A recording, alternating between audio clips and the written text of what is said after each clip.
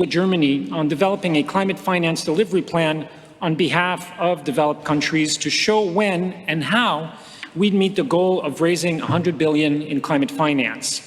Thanks to the excellent work of my friend and colleague, Minister Wilkinson, and Germany's Jochen Flaschbart, and in collaboration with the OECD, the delivery plan shows that developed countries will make significant progress towards the 100 billion goal in 2022, meet it in 2023, and mobilize more than $100 billion per year thereafter through 2025. The delivery plan identifies guiding principles, such as increasing financing for adaptation, improving access to climate finance, and mobilizing private finance.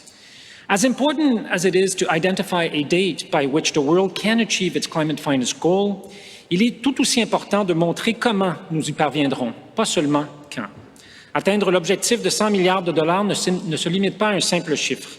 Il s'agit également de mettre en place un financement climatique efficace, conforme aux besoins et aux priorités des pays en voie de développement.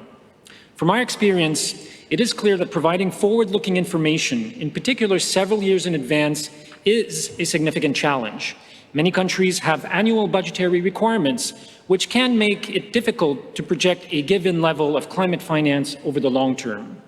There's no perfect formula here. There are assumptions and uncertainties. Much depends on the scale of public finance as well as government's ability to use innovative tools to unlock finance from the private sector. En juin dernier, le Premier ministre du Canada a confirmé que nous allions doubler notre engagement en matière de financement climatique. Ces fonds aideront les pays en voie de développement à renforcer leur capacité nationale, à prendre des mesures en faveur du climat, à renforcer leur résilience et à réduire la pollution qui, nous le savons tous, n'a pas de frontières.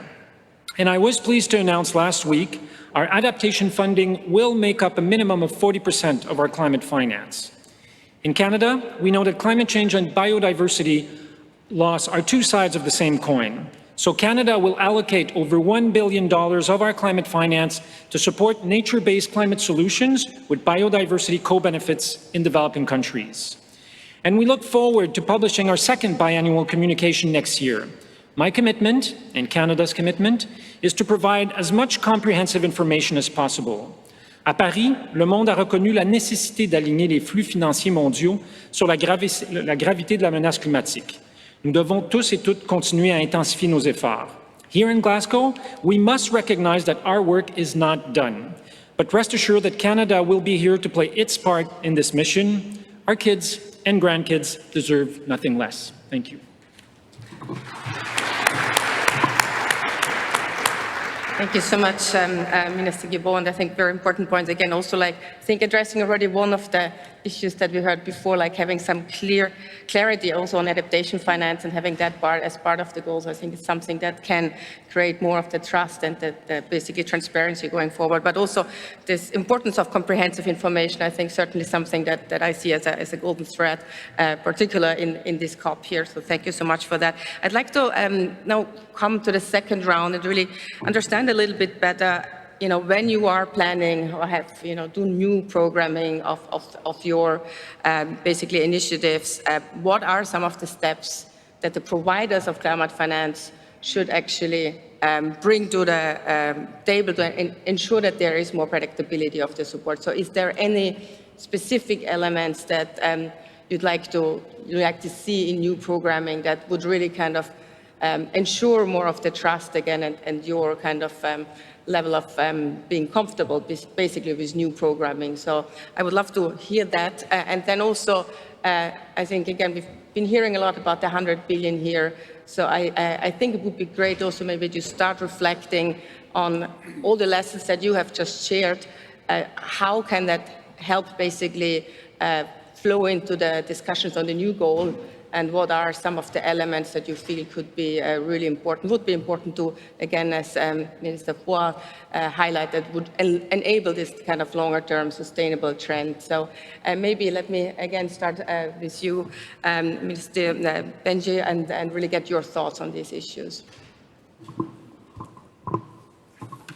For the LDCs, I think the immediate need to support with finance is the nationally determined contributions The NDCs of the LDCs are very clear in highlighting the needs of the LDCs.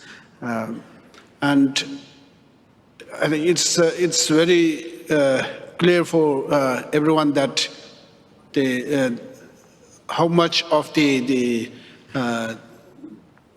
impacts of the climate change is imposing on the LDCs in loss of their water resources, food resources, the damages that the climate change is causing in the least developed countries.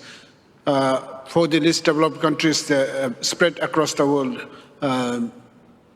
we have diverse impacts and also common impacts. So it would be very nice for the developed country partners to focus on, firstly, the common challenges that the LDCs are facing, and then, of course, slowly stepping into the country-specific challenges. So, I mean, as said earlier, we have our adaptation plans ready. We have the low-emission, climate-resilient development strategies in most of the countries. We have, all in all, we have the NDCs that's been reported, that's been revised and submitted to the UNFCCC Secretariat. So, if the development partners could review, assess the reports and then focus on